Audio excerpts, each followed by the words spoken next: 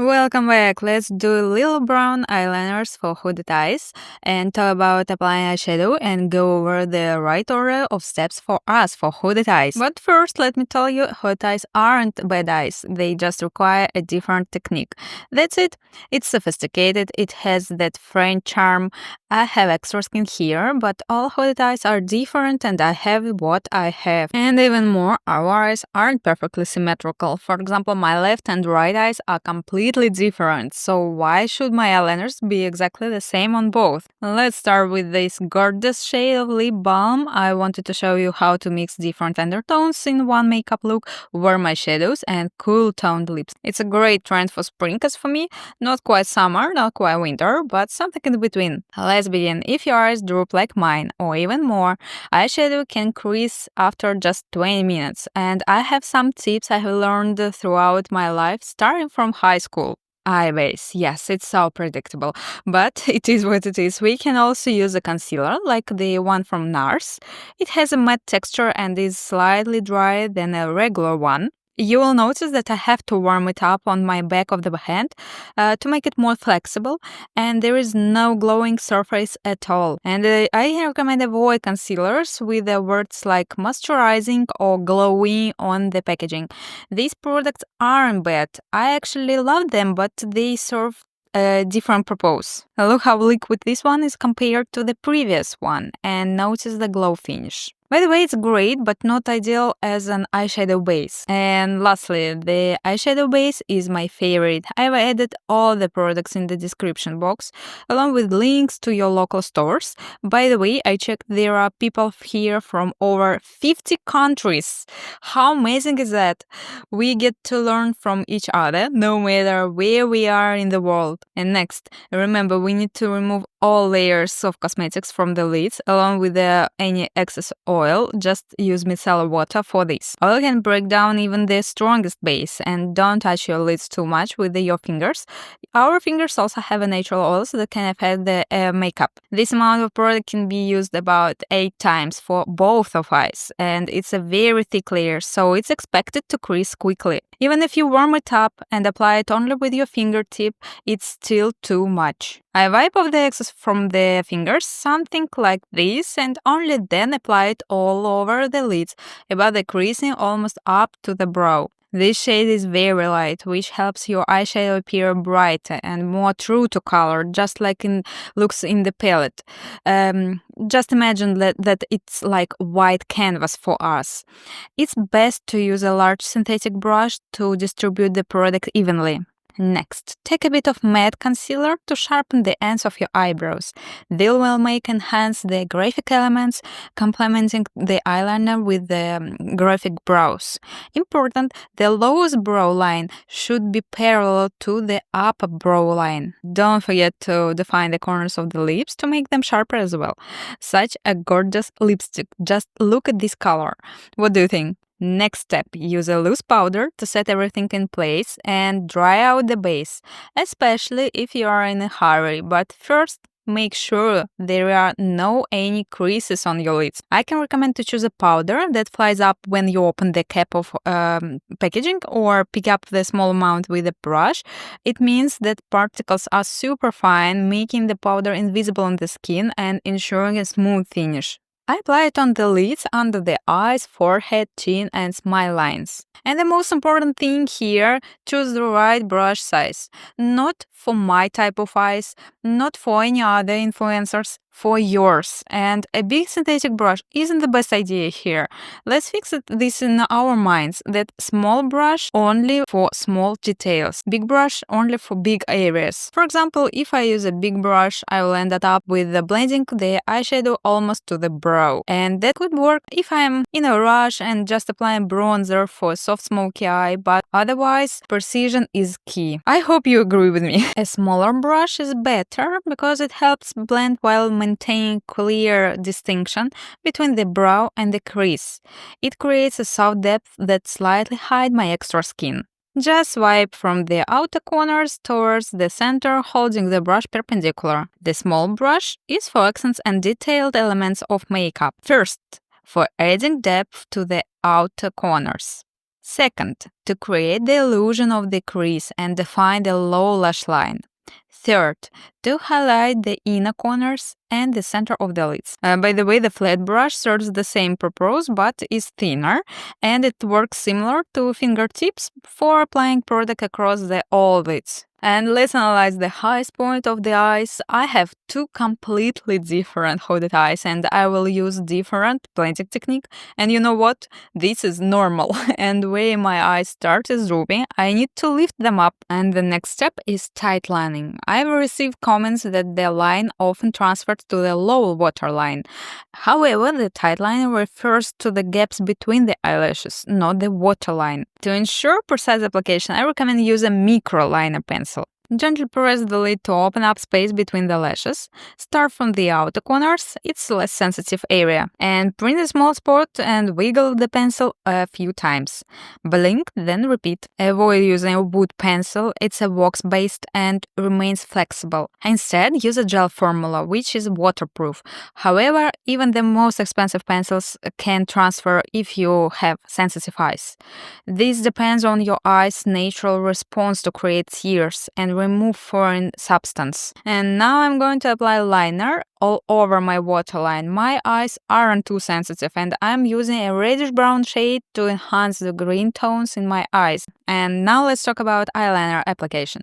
Look straight ahead, relax your eyebrow muscles and locate your low lash line. And now follow the line and draw the liner either under the crease or above the crease, or even crossing the crease, why not? Depending on your preferences and depending on your type of hooded eyes, just make sure to follow the direction of your low lash line. Okay, let's take a close up to check all the details. Once you have found the correct direction for the low line, you can turn your face, close your eyes, or even raise your eyebrows to connect the eyeliner with your lashes. To create a seamless look, smudge the wing using your fingertip or a sharp brush.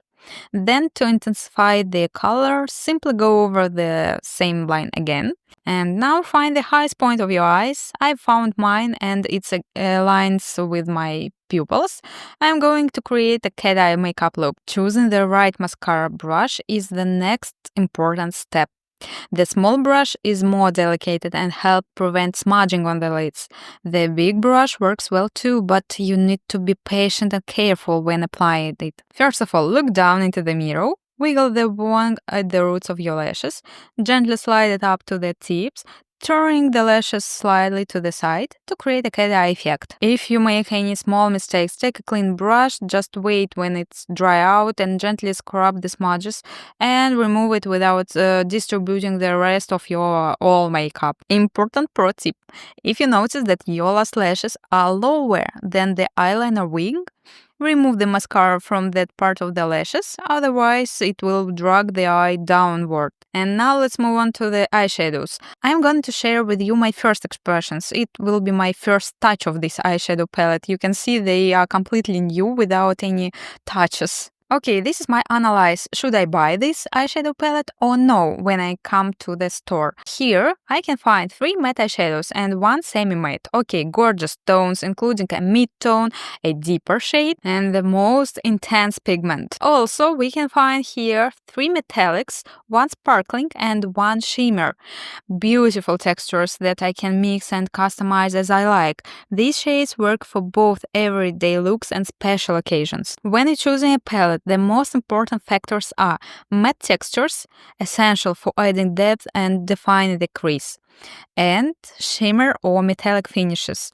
So it's important for creating the illusion of light and dimensions. And there is 1 shade I'm not satisfied with, the light silver eyeshadow.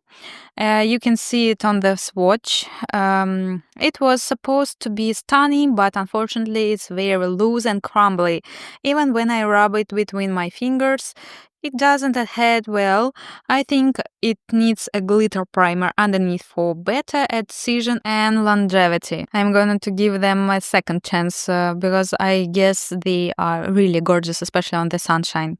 I'm going to apply a light matte beige all over my lids using a flat brush. I will apply it 3 times. The first layer dries out the lid.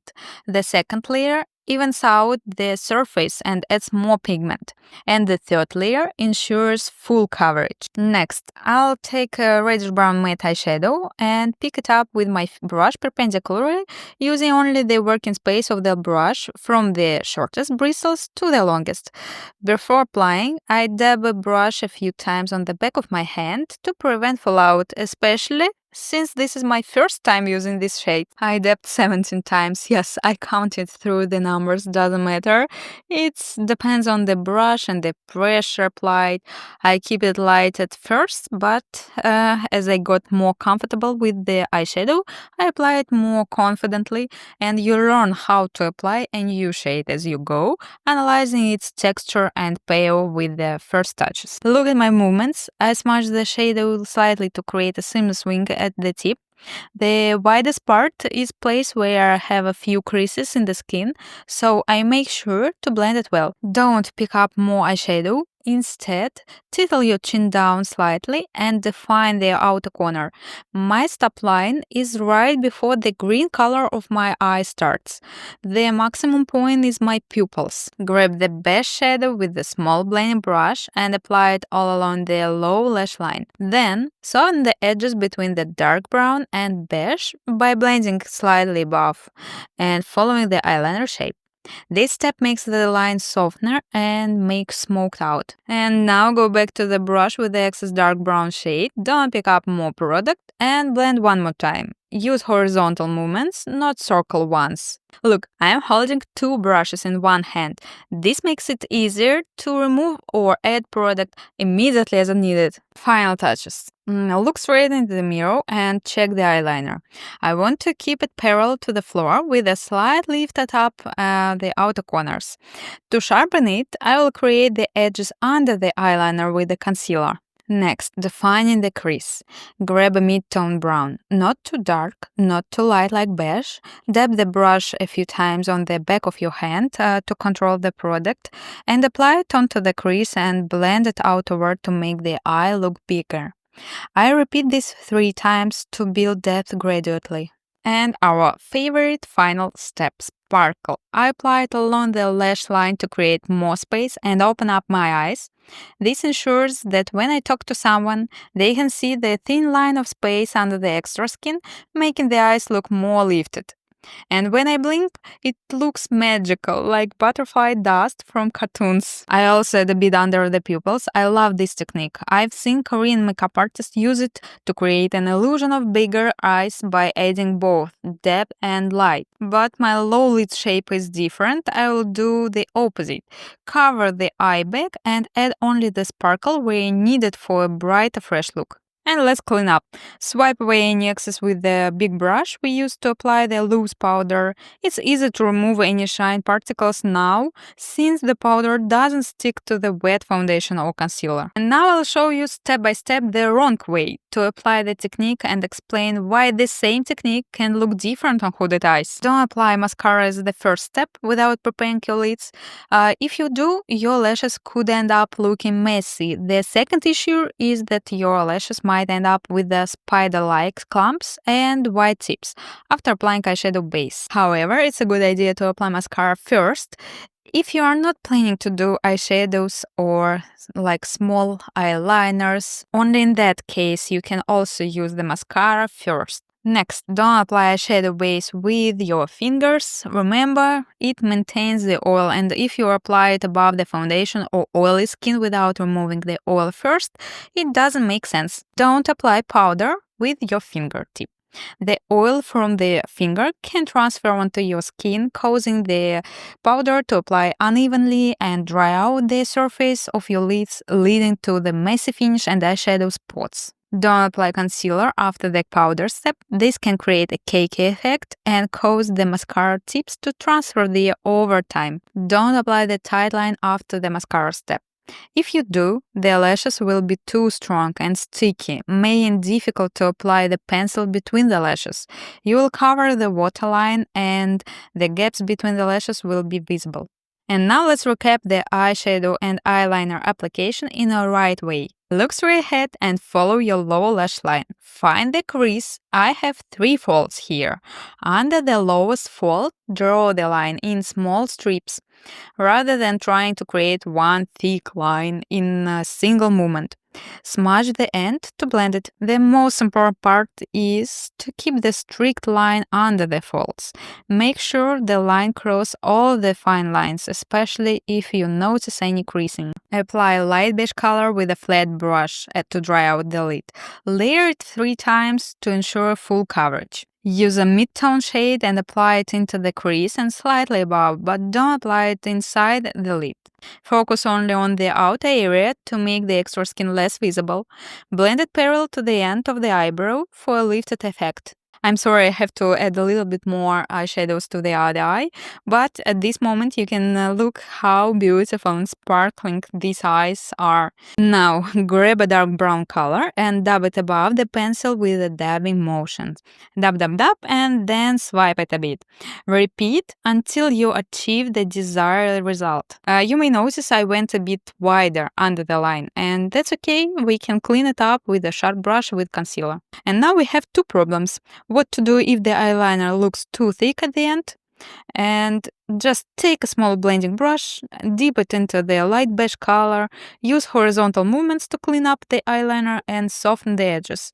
See how the eyeshadows work so well? Easy to blend, clean without messy edges and no dirty blending. And when you are satisfied, clean under the eyeliner one last time to make it sharp. And the second problem, what to do if the last lashes point down? Just use your 2 fingertips and a little bit clean the last 2 lashes. That's it. This will help make them look less heavy and more lifted. We can use a curler, but even curler don't grab all the eyelashes, especially in the corners. The key is to keep the eyeliner's top line above the eyelashes, not lower. We are aiming for the lashes to look upwards, not down. We want to lift the eyes. Add a bit of eyeshadow to the lower lash line. It's up to you, but I like how it looks. Don't grab more product, just use what's left on your brush. And now let's add some shine along your lash line to create a highlight and really open up the eye. And here we are, the final result. What do you think? And let's check it out in both sunlight and shadow. It looks just as good in both. It has a different feel, depending on the light. I absolutely love it. And of course, don't forget to refresh your lips to complete the look. If you enjoyed this tutorial, don't forget to subscribe and give a thumbs up. Thank you for watching. And what kind of video would you like to watch next? Would you like to see more makeup tutorials, perhaps focusing on the specific technique or look? Or are you interested in something different like product reviews or skincare routine? Let me know your thoughts and see you soon. Bye!